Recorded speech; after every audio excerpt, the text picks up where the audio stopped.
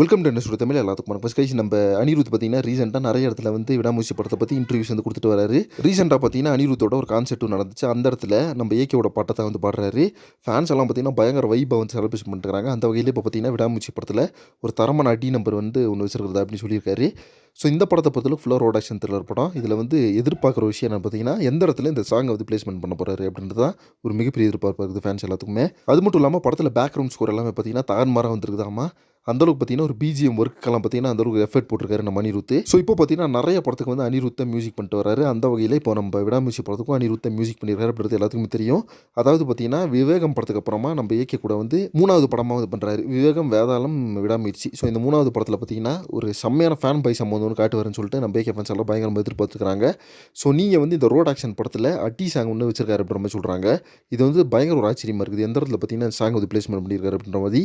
So இதை பற்றி உங்கள் ஒப்பீனியன் சொல்லிட்டு மறக்காம பண்ணுங்க.